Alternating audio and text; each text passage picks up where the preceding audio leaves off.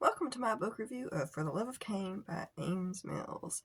Now, first let me say, 5 stars. I do not hand out 5 stars on books I read very often. This book, immediately right out the gate, gets 5 stars. I love this book. This is one of my favorites. This is one of my favorite authors, maybe ever. While this book is technically a standalone, I kind of wish it would have been a duet, because even though there are a few things I wish would have been expanded upon, but even without that, it was still a great book. This is a dark romance mafia book. It's a poly with 4 guys. We've got Kane, Blaze, Jackson, and Elijah. There's not a lot of details I can give you for their physical attributes. That's one of the things that I wish would have been expanded upon in this book, is those types of details.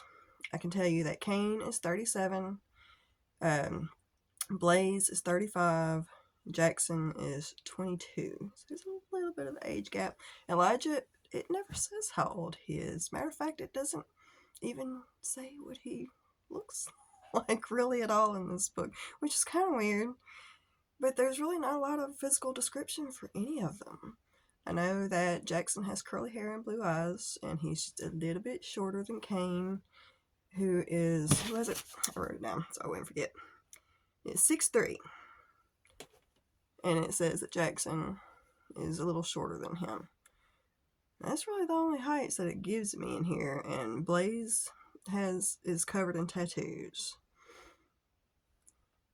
That's all you get. That's one of the things where I wish it would have been expanded a little bit. Even if it was just 100 more pages, it would have been a lot better. Because you don't get a lot of background on some of them. You get a little bit, but not a whole lot. And I would have liked a little more of that. Her books are usually duets, so you get all of that stuff with her characters. But with this one being a standalone, it didn't have quite as much as her books usually have. One thing that Ames is really good at is giving a lot of information in a short amount of time without it feeling rushed, which is one of the reasons I love her. Things can move along at a fast clip and a lot of shit happen in a short period of time, and it does in this book. This book was like around 350 pages, I think. Excuse me, my allergies are bothering me. Yes, a lot of stuff happens in this book. This is a very kink heavy book. It's BDSM heavy. We got 2 doms and 2 subs. Kane is a strict top, but the other ones are all kind of ours, but not really. Blaze is mostly a top, and he's strictly a dom. He only switches for Kane. They have their own dynamic together for certain reasons. Blaze has issues. He never gets an official diagnosis or anything for what's wrong with him, but he has auditory hallucinations. And you can kind of guess what might be wrong with him, but it never really has a definitive diagnosis. And things with him and Kane, with all of them, really help him with his issues. Yes, it's very kink heavy. We've got a lot of impact play and bondage and all kinds of stuff. It hints a couple of times that Blaze is into knife play, but we don't get to see any of that in this book. I was kind of sad about that because I usually like that in books, but we don't really get any of that in this. This is a trigger heavy book in some ways. There is an attempted rape in this book to one of the main characters. There is a suicide attempt with one of the main characters. If that's something you can't handle reading, you're not going to want to read this book.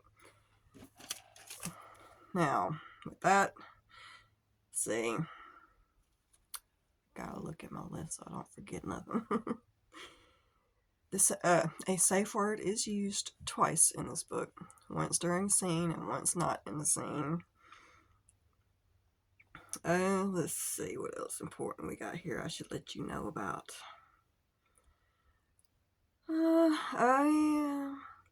There's a really big twist in this book, about 52%. After that twist, all hell breaks loose and all kinds of stuff happens and starts going down after that 52% mark. It's awesome. So then some drama starts happening.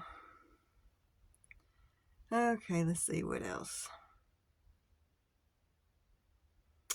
Oh yeah, one thing that wasn't included in the book I was kind of disappointed about is Blaze and Elijah's relationship has always been a strict dom sub relationship, and then they finally get together for real in a real relationship. But it kind of skips over their first time together. That's not a scene. And I was kind of sad we didn't get to see that first time together that was outside of a scene.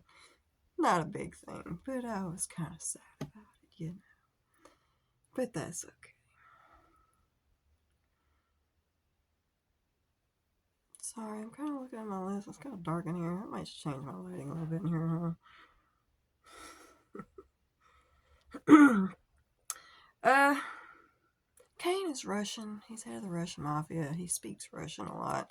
And some of the nicknames he has for his boys, he uses Russian and they're kind of a mouthful. And I'm not even going to try to say them because I will butcher the pronunciation.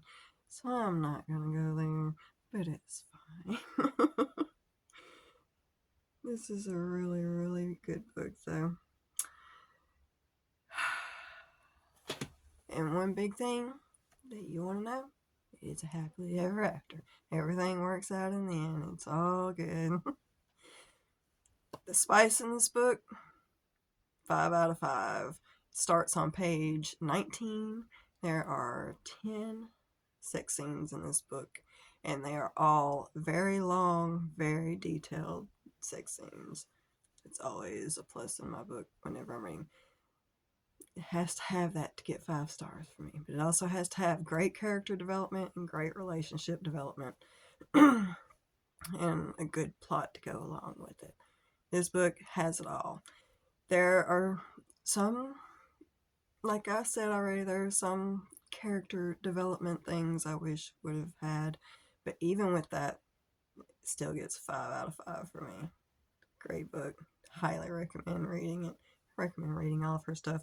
I will probably end up doing reviews for all of her books because they're great. And with that, see you after the next one.